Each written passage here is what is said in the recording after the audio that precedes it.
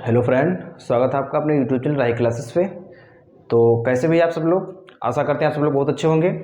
जैसा कि आप सभी को पता है कि राही क्लासेस के ऑफलाइन सेंटर पर यहाँ पर जो कंपटीशन की तैयारी करवाई जा रही है, तो उसमें जो है हमने अपने यूट्यूब चैनल पे 2 टेस्ट हम ले चुके हैं। एक हमारा टेस्ट हुआ है रीजनिंग का और दूसरा हमारा टेस्ट हुआ है मैथमेटिक्स का। ठीक है, तो जो रीजनिंग का टेस्ट हमारा हुआ था उसमें 40 क्वेश्चन थे और हमारे जो राहियंस हैं उन्होंने जो है अच्छे से टेस्ट को अटेम्प्ट किया है और 35 प्लस स्कोर किया है उसमें। और उसके बाद जो हमारा ये मैथ का टेस्ट हुआ है इसमें हमारे 25 क्वेश्चन थे और 25 में जो है सभी लोगों ने 20 प्लस लगभग स्कोर अपना किया है। ठीक है, तो ऐसे ही आप लोग मेहनत अपनी करते रहें और ज़्यादा से ज़्यादा अंक अपने जो है अर्जित करें। तो यहाँ पर जो हम आ चुके हैं टेस्ट नंबर 2, जो मैथमेटिक्स का टेस्ट हमारा हुआ है 15 क्वेश्चन का, तो यहाँ पर उसका जो है हम सोल्यूशन लेकर आए हैं और बहुत ही डिटेल में इसका सोल्यूशन हम समझेंगे। सारे क्वेश्चन काफ़ी ध्यान से करेंगे और जो शॉर्टेस्ट मेथड हो सकता है उसको भी देखेंगे और बेसिक भी देखेंगे। बेसिक के साथ साथ हम शॉर्टेस्ट भी इसका देखेंगे। और जैसा कि जिन्होंने टेस्ट नंबर 2 दिया है मैथ का, जिनको भी कहीं पे डाउट लग रहा है, ठीक, तो उनका डाउट अभी जो पूरा का पूरा क्लियर होने वाला है। ठीक, बात करते अपने हम पहले क्वेश्चन की ओर। जैसा कि लिखा है कि निम्न में कौन सी पूर्णकालिक संख्या है। भैया ये क्वेश्चन आपको कल दिया गया था और इसमें आपसे ये पूछा गया था कि तुमको ये बताना है कि निम्न में से कौन सी पूर्णकालिक संख्या है। अब यहाँ पर आपको सबसे पहले क्या पता होना चाहिए कि पूर्णकालिक संख्या पता होनी चाहिए कि होती क्या है। ऑप्शन आपके दिए हैं 9, 24, 28, 16। 9, 24, 28, 16। तो यहाँ पर अगर आप बात करेंगे, देखिए पूर्णकालिक संख्या को इंग्लिश में कहते हैं परफेक्ट नंबर। और परफेक्ट नंबर हमारा क्या होता है? परफेक्ट नंबर हमारा वो होता है भैया कि जिनके अगर हम गुणनखंड कर दें और उन गुणनखंडों का योग उसी संख्या के बराबर हो जाए। जैसे आप बताएंगे कि 9 के गुणनखंड करेंगे तो बताएंगे कि आप 1 होगा और 3 होगा और 9 होगा। ठीक है, ये तुम्हारे 9 के गुणनखंड हो जाएंगे। तो यहाँ पर 9 को छोड़कर अगर इनको हम ऐड करेंगे तो इनका योग जो है इनके बराबर होना चाहिए। तो यहाँ पे देखो नहीं होगा, तो ये हमारा परफेक्ट नंबर नहीं है, पूर्णकालिक संख्या हमारी नहीं है। 24 के अगर हम फैक्टर करेंगे तो 1 हो जाएगा, 1 के बाद हमारा हो जाएगा 2, 2 के बाद हमारा हो जाएगा 3, फिर 4, फिर 6, फिर 8, फिर 12, फिर 24। अगर यहाँ पर बात करेंगे, ये देखो सारे नंबर हमारे वही हैं भैया जो 24 को क्या कर देंगे, काट देंगे। तो ये हमारे फैक्टर हो गए। ठीक, अब इनको हम ऐड कर लेते हैं, इनको ऐड करते हैं। 12, 8, 20, 20, 6, 26, 26, 4, 30, 30, 3, 33, 33, 2, 35, 1, 36। यहाँ हमारा हुआ योग 36, होना कितना चाहिए था? 24। तो ये भी हमारा परफेक्ट नंबर नहीं है। ठीक है, अगर हम बात करेंगे 28 की, तो देखिए 28 का आपका फैक्टर कौन सा होगा? 1। 1 तो जो है वो सबका फैक्टर हो जाएगा। ठीक है भैया, ये ध्यान रखना, 1 सबका फैक्टर हो जाएगा। फिर इसके बाद हमारा हो जाएगा 2, फिर हो जाएगा 4, फिर हो जाएगा कितना? 7, फिर कितना हो जाएगा? 14, फिर कितना होगा? 28।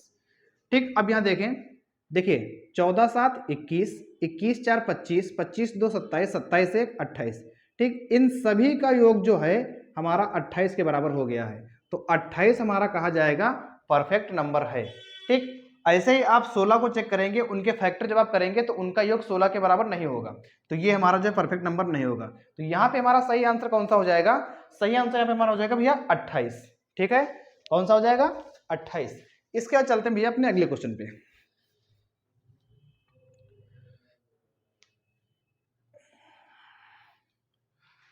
चलिए चलते हैं अगले क्वेश्चन पे।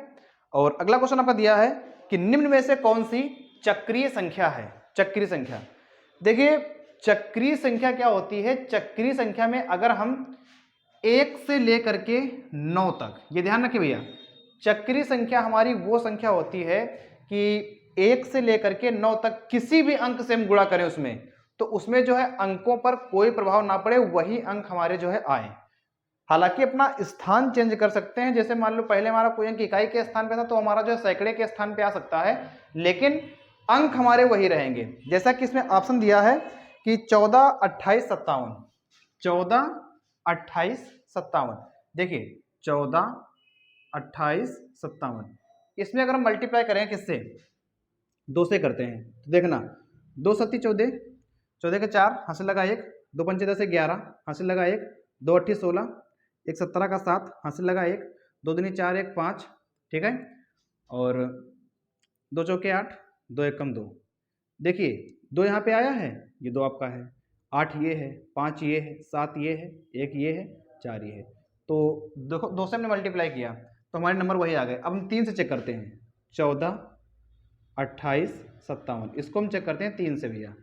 देखिए 3 सत्ते 21 का 1 हासिल लगा 2, 3 पचे 15 तो 17 के 7 हासिल लगा 1, 3 अठे 24 से 25 के 5 हासिल लगे 2, 3 दूनी 6 2 8, 3 चौको 12 के 2 हासिल लगा 1, 3 एकम 3 1 4। देखिए 42 85 71, ठीक, 42 85 71, वही हमारा नंबर आ गया।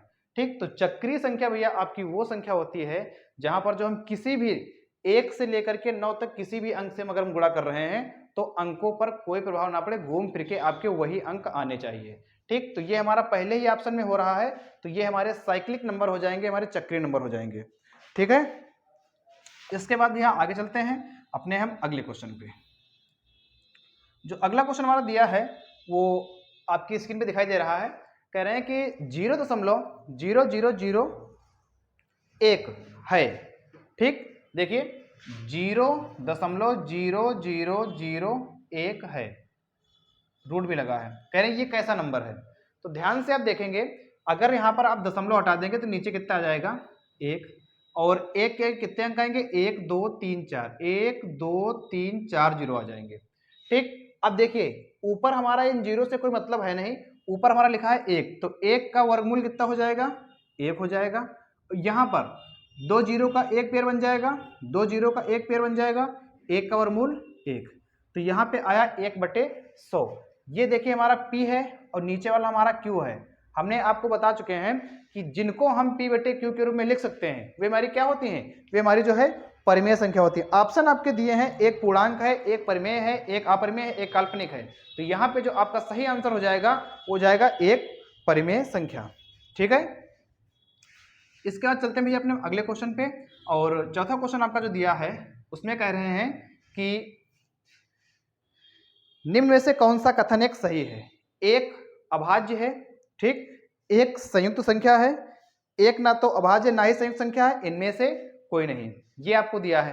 ठीक है, तो यहां पर आप जान ले, पहली बात तो इसका सोल्यूशन जान ले कि एक आपकी वो संख्या है जो ना तो भाज्य है और ना ही अभाज्य है, एक ना तो भाज्य है और ना ही अभाज्य है। अब हम बात करते हैं आगे।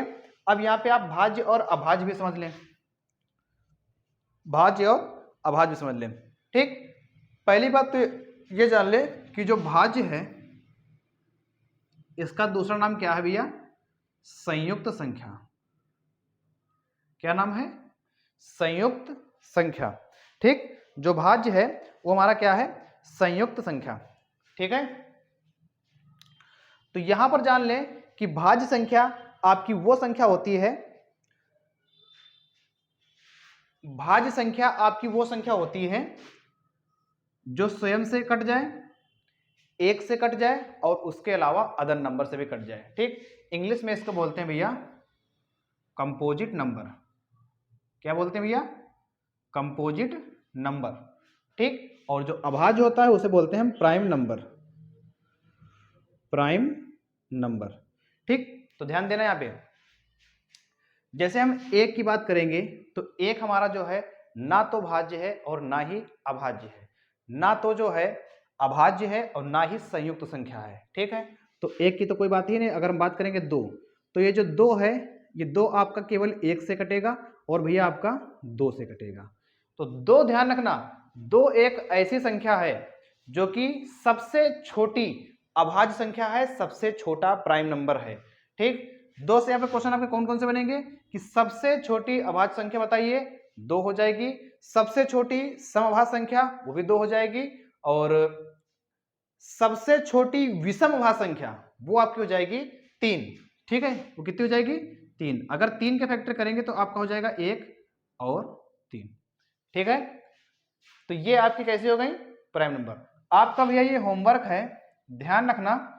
ठीक, जहां पर आप कहीं भी बैठे हो तो वहां पर आपको करना क्या है कि 1 से लेकर 100 तक, 1 से लेकर 100 तक आपको अभाज्य संख्याएं लिखनी है, अभाज्य संख्याएं, और फिर उस पर आप देखें कि 1 से लेकर 100 तक की अभाज्य संख्या आप कितनी आई हैं, और इनको लिख करके हमको जो कमेंट सेक्शन में जरूर बताएं कि 1 से 100 तक जो है अभाज्य संख्याएं कितनी आई हैं। ऐसी संख्याएं कितनी है जो केवल स्वयं से कटेंगी और 1 से कटेंगी। ठीक है, ये आपका होमवर्क है। और अगर हम भाज्य और संयुक्त संख्या की बात करेंगे तो वे संख्याएं जो 1 से और स्वयं से कट जाए, उसके वाला अदर नंबर से कट जाए, जैसे 4। अगर हम 4 की बात करेंगे तो 4 हमारा 1 से कटेगा, 4 हमारा 2 से कटेगा और 4 हमारा 4 से कटेगा। तो स्वयं से और 1 से तो संख्याएं कट ही रही हैं, लेकिन यहाँ पर अदर नंबर से भी संख्या हमारी कट रही है। ठीक है, तो ये हमारी कैसी संख्या हो जाएंगी, भाज्य संख्या हो जाएंगी, संयुक्त संख्या हो जाएंगी, कंपोजिट नंबर हो जाएंगे। ठीक, तो ये अपना होमवर्क ध्यान रखना कि 1 से लेकर के 100 तक आपको जो है संख्याएं लिखनी है। ठीक है, इसके बाद चलते हैं अपने अगले क्वेश्चन पे, जो क्वेश्चन नंबर 5 आपका दिया है। कह रहे हैं कि शून्य है, शून्य है कैसा है, एक प्राकृत संख्या, एक पूर्ण संख्या, एक धनात्मक पूर्णांक और एक ऋणात्मक पूर्णांक। तो यहां अगर हम इसकी बात करेंगे तो आप यहां पे बताएंगे कि शून्य जो है आपका एक पूर्ण संख्या है, तो यहां पे ऑप्शन आपका बी करेक्ट आंसर हो जाएगा। इसके बाद भी हम आगे चलते हैं। आगे दिया है कि निम्न में से कौन सी अपरिमेय संख्या है, निम्न में से कौन सी अपरिमेय संख्या है। पहला दिया है 0.14, दूसरा दिया है 0.1416, तीसरा दिया है 0.1416 और फिर ऑप्शन दिया आपका कि 0.1014, 0.1014, 001, 001 ऐसे ही अनंत दिया है। ठीक, तो यहां पर आपको बताना कि कौन सी अपरिमेय संख्या है। तो भैया ध्यान रखें, यहां पर अपरिमेय संख्या हमारी वही संख्या होगी जिसको हम p/q के रूप में नहीं लिख पाएंगे। हम 0.14 को p/q में लिख लेंगे, इसको भी लिख लेंगे, इसको भी लिख लेंगे, इसको हम नहीं लिख पाएंगे, क्योंकि यहाँ पे संख्या का जो प्रसार है वो अशांत है, संख्या का प्रसार यहाँ पे रुक नहीं रहा है। तो यहाँ पर जो है हम इसको p/q के रूप में नहीं लिख पाएंगे। तो अगर अपरिमेय संख्या की बात करेंगे तो हमारा ऑप्शन नंबर जो है डी करेक्ट आंसर यहाँ पे हो जाएगा। ठीक, अगर अपरिमेय संख्या की बात करेंगे तो ऑप्शन नंबर डी हमारा करेक्ट आंसर हो जाएगा। ठीक है, जैसे यहाँ पे 0.14 लिखा है, दशमलव हटाएंगे नीचे कितना आएगा 100, कितना हो जाएगा 14/100 हो जाएगा। ठीक, इनकी अगर हम बात करेंगे तो पहले देखिए कितना लिखेंगे 1416, ठीक है 1416, और डिवाइड में कितना करेंगे, ठीक घटाएंगे कितना 14 घटाएंगे, जिसपे बार नहीं लगा है, जिसपे बार नहीं लगा घटा देंगे। अब कितनी बार हमारा 9 आएगा, 2 बार 9 आएगा, जितने बार नहीं लगा है उतने बार 0। ठीक, इसको आप हल कर लेंगे तो आपका p/q के रूप में आ जाएगा। ठीक है, यहां देखिए अगर इनको हम p/q के रूप में लिखेंगे तो 1416 डिवाइड में जितने पर बार लगा है उतनी बार 9, तो 4 पर बार लगा तो 4 बार हम 9 लिख लेंगे। ठीक, तो ये देखिए सब p/q के रूप में लिखी जा सकती है, लेकिन इसको भैया हम p/q के रूप में नहीं लिख सकते हैं। ठीक, तो देर ना करते हुए चलते हैं क्वेश्चन नंबर 7 पे। क्वेश्चन नंबर 7 पे, ठीक, क्वेश्चन नंबर 7, क्वेश्चन नंबर 7 कह रहे हैं कि निम्न में से कौन सी उचित भिन्न है, which of the following is a proper fraction. तो यहाँ पे भैया ध्यान दे थोड़ा कि उचित भिन्न या प्रॉपर फ्रैक्शन हमारा वही होगा जिसका अंश छोटा है हर बड़ा है। अगर अंश छोटा है हर बड़ा है तो वो हमारी उचित भिन्न है, अगर अंश बड़ा है हर छोटा है तो वो हमारी अनुचित भिन्न है, इम्प्रॉपर फ्रैक्शन है। ठीक है, तो अगर हम 7 की बात करेंगे तो 7 तो हमारी एक परिमेय संख्या में हो जाएगी। ठीक है, 2/7, 2/7 देखिए इसका जो है अंश छोटा है भैया हर बड़ा है, तो ये आपकी उचित भिन्न हो जाएगी। 13/7, 13/7 में अंश बड़ा है हर छोटा है, तो ये आपकी कौन सी भिन्न होगी, ये आपकी अनुचित भिन्न होगी और इम्प्रॉपर फ्रैक्शन। और इसके बाद √3 ये आपकी अपरिमेय संख्या है। ठीक है, फिर आगे देखिए भैया बच्चों वाला क्वेश्चन दिया है इसमें कि कह रहे हैं कि संख्या 73,285 में 8 का अंकीय मान क्या है। 73,285 में 8 का अंकीय मान, 73,285 में 8 का अंकीय मान आपको बताना है। ठीक, 8 का। ठीक, तो यहां पर अंकीय मान में ध्यान रखें कि अंकीय मान जो मान आपसे पूछा जाएगा, ठीक, अगर अंकीय की बात कर रहे हैं कि जो मान आपसे पूछा जाएगा वही आपका करेक्ट आंसर हो जाएगा। अगर अंकीय मान की बात कर रहे हैं, जैसे 8 का पूछ रहे हैं, तो यहां पर अंकीय मान कितना हो जाएगा 8 ही हो जाएगा भैया। कितना हो जाएगा 8 हो जाएगा।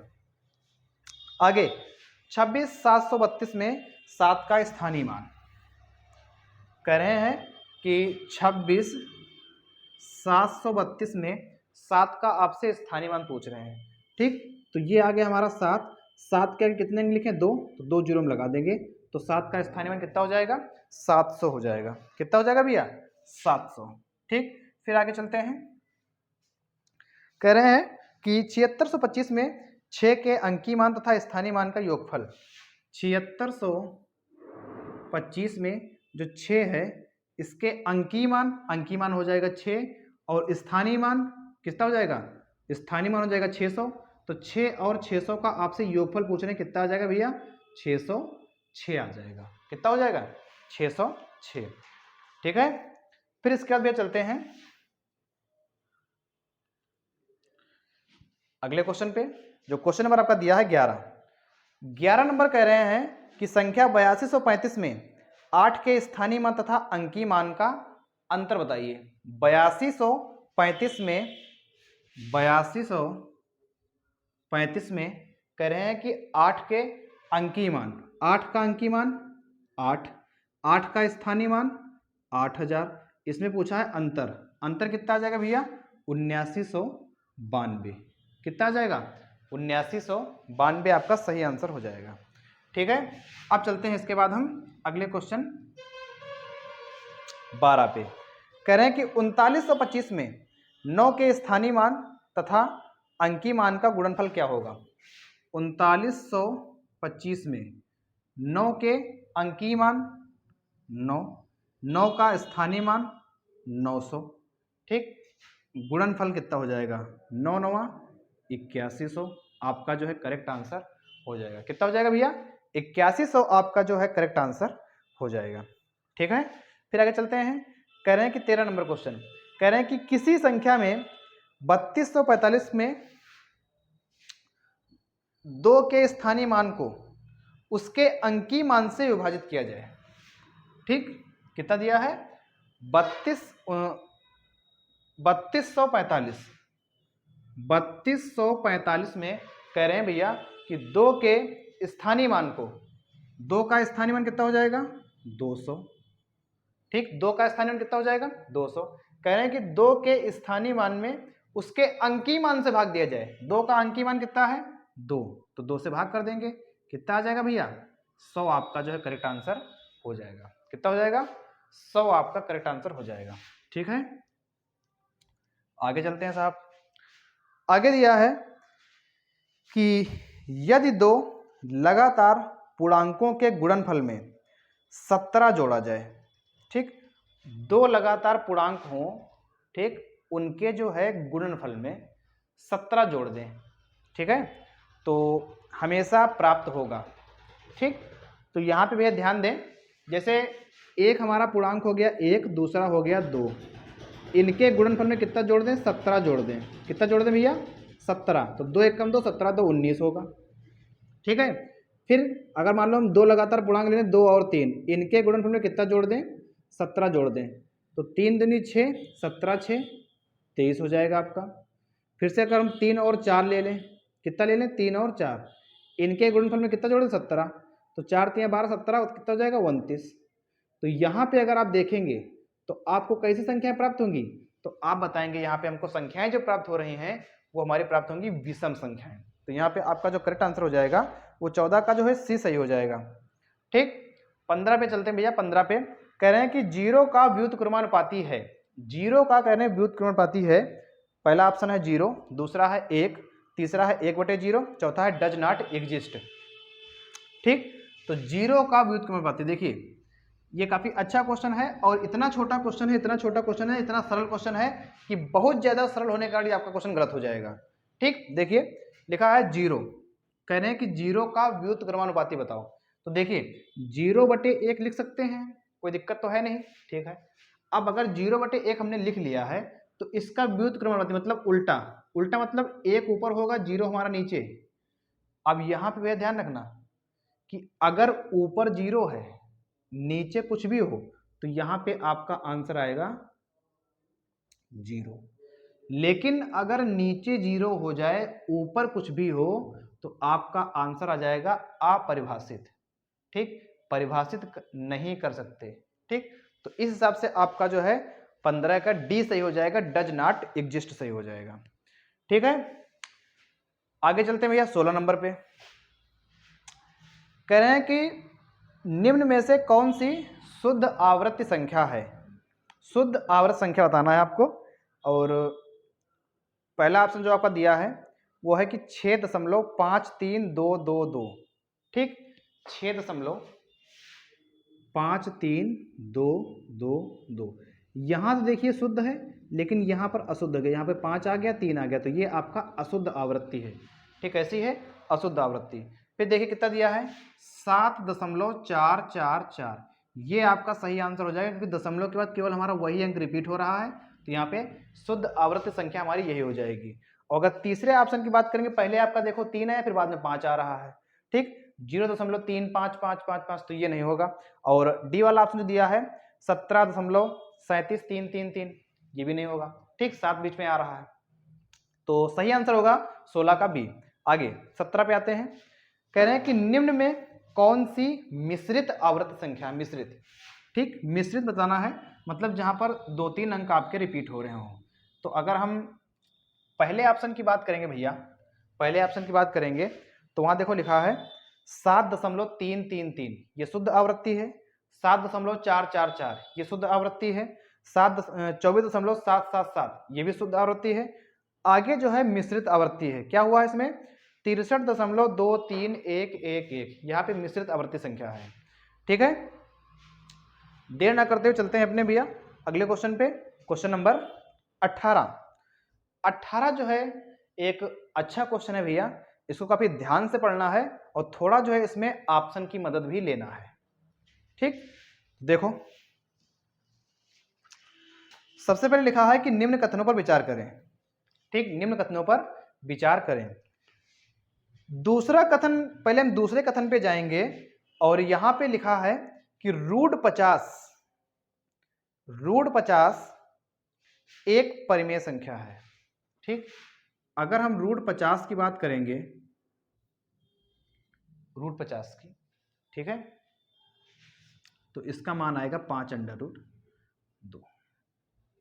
ठीक, लेकिन 5 तो भैया परिमेय है, लेकिन √2 क्या है, अपरिमेय है। √2 कैसी संख्या है, अपरिमेय। तो √50 पूरी मई संख्या कैसी हो जाएगी, अपरिमेय। लेकिन इसमें क्या दिया, कह रहे हैं परिमेय है, मतलब इनका ये वाला कथन भैया गलत है। अभी हमने देखा कि √50 अपरिमेय है, इसमें क्या दे रहे हैं कि √50 एक परिमेय है, तो इनका तो कथन गलत हो गया। ठीक, मतलब दूसरा वाला कथन गलत लिखा है। तो ऑप्शन देखेंगे कि दूसरा ऑप्शन हमारा कहाँ पे मिल रहा है। तो दूसरा ऑप्शन आपको पहले में मिल रहा है, ए वाले में और बी वाले में मिल रहा है, मतलब ए और बी तो ऑप्शन दोनों आपके कट जाएंगे। ठीक, अब बचे सी और डी। कौन सा बचा भैया, सी और डी। सी और डी में अगर थोड़ा ध्यान से देखेंगे आप, तो तीसरा स्टेटमेंट जो है वो दोनों में है, तो तीसरा स्टेटमेंट भी हमको चेक नहीं करना, वो तो सही है। ठीक, वो दोनों में है। अब बचा पहला और चौथा, तो पहला एक बार ऑप्शन देख लेते हैं। 2.31 डॉट डॉट डॉट को P बटे Q के रूप में लिखा जा सकता है, जहां P तथा Q पूर्णांक तथा Q बराबर नहीं 0 है। ठीक, 2.31 डॉट डॉट डॉट। तो अगर इनको थोड़ा हम हल करेंगे तो कितना आ जाएगा, 2.31 पर 12, क्योंकि वही संख्या में रिपीट हो रही है, 12 लगा देंगे। इनको हल कर लेंगे, देखो कितना लिखा है 231, कितना घटाएंगे, ये 2 घटाएंगे। भैया ध्यान रखना, जिस पे बार नहीं होता उसको हम घटा देते हैं। नीचे जितने पर बार है उसको बार हम 9 लिखेंगे, और जितने पर बार नहीं उसके बाद हम 0 लिख देंगे। ठीक, इसको हल कर लेंगे, 229 बटे 990 आपका P बटे Q के रूप में हो जाएगा, मतलब ये कथन आपका सही दिया है।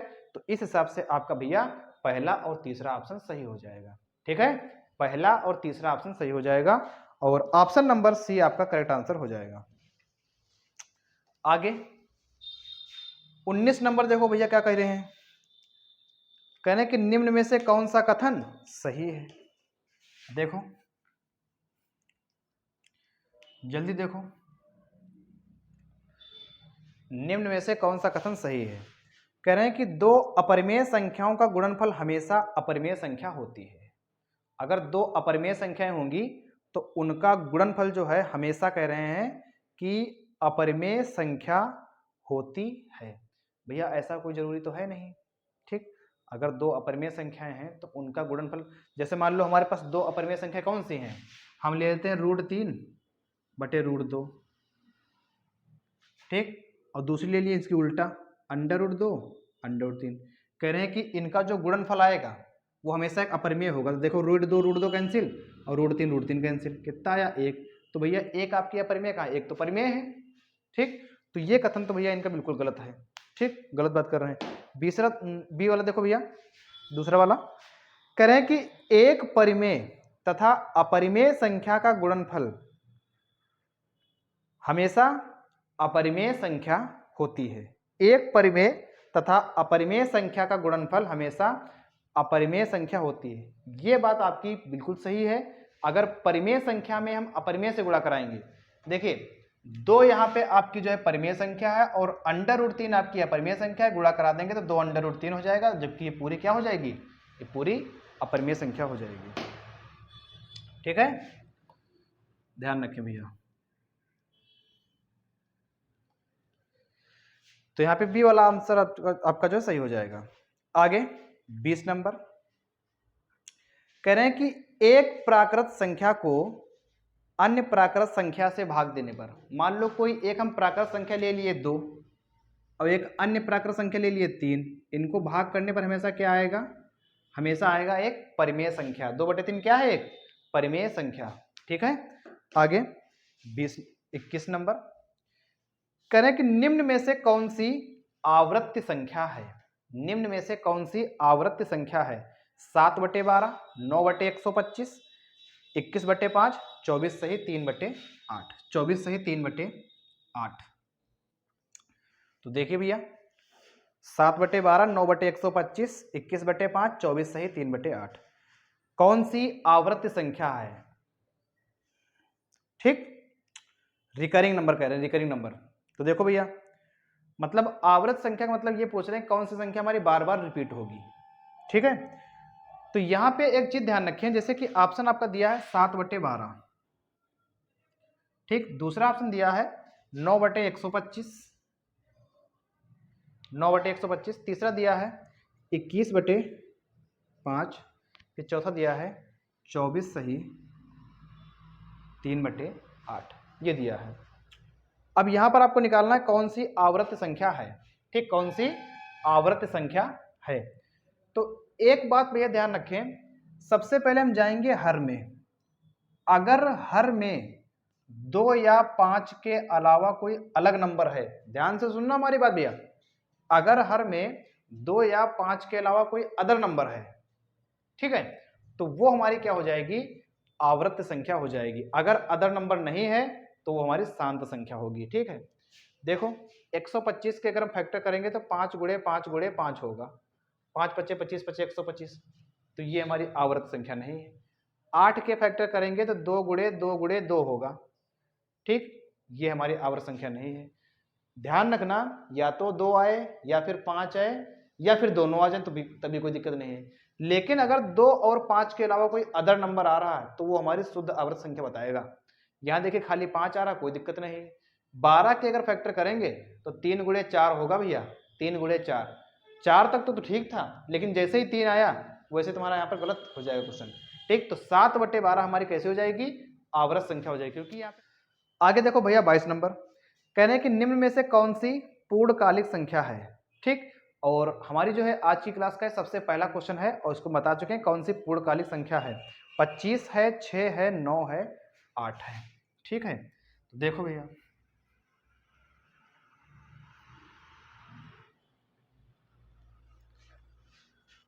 कौन सी पूर्णकालिक संख्या है, 25, 6, 9, 8।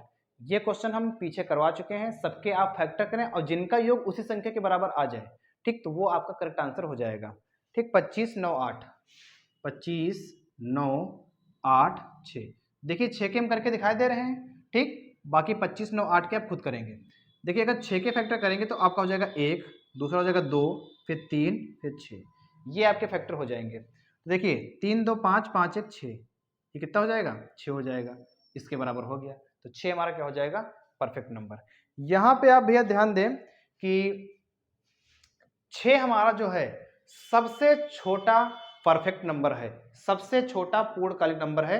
इसको आप जरूर ध्यान रखें, ये आपके एग्जाम में डायरेक्ट सीधे पूछ सकते हैं। ठीक है, आगे चलते भैया 23 नंबर क्वेश्चन पे। कह रहे हैं कि सबसे छोटी संयुक्त संख्या कौन सी है, सबसे छोटी भाज्य संख्या। ठीक, तो अभाज्य संख्या सबसे छोटी कौन सी होगी 2, विषम कौन सी होगी 3, और सबसे छोटी संयुक्त संख्या मतलब भाज्य संख्या वो कौन सी हो जाएगी 4 हो जाएगी। ठीक है, क्योंकि 4 हमारी क्या होगी, क्योंकि 4 जो है ये 4 जो हमारा 1 से भी कटेगा, ये 2 से भी कटेगा और 4 से भी। यहाँ देखो जो अदर नंबर से कट रहा है, इसलिए हमारी क्या हो जाएगी सबसे छोटी अभाज्य संख्या सबसे छोटी भाज्य संख्या हो जाएगी भैया। ठीक है, ध्यान रखना। आगे कह रहे हैं कि 0 है, इनका बताओ ये 0 है, ना तो धनात्मक है ना ही ऋणात्मक है। ठीक, डी वाला ऑप्शन हो जाएगा, ना तो धनात्मक है ना ही ऋणात्मक है। आगे कह रहे हैं कि निम्न में से कौन सा कथन सही है। कह रहे हैं कि 2 प्राकृत संख्याओं का अंतर हमेशा एक प्राकृत संख्या होता है। हम 2 प्राकृत संख्या अगर ले लें और उनका अगर अंतर निकालें तो हमेशा जो है प्राकृत संख्या होगा। तो भैया ऐसा कोई जरूरी नहीं है। ठीक, हम मान लो बार बार दो ही ले लिए, ये भी प्राकृतिक संख्या ये भी प्राकृतिक संख्या, इसका अगर हम अंतर निकालेंगे कितना आएगा 0 आएगा। तो 0 प्राकृत संख्या कहाँ है। ठीक, ये तो गलत है कथन। दूसरा देखते हैं, 2 पूर्णांकों का अंतर हमेशा एक पूर्णांक होता है। ठीक, ये कथन इनका बिल्कुल सही है।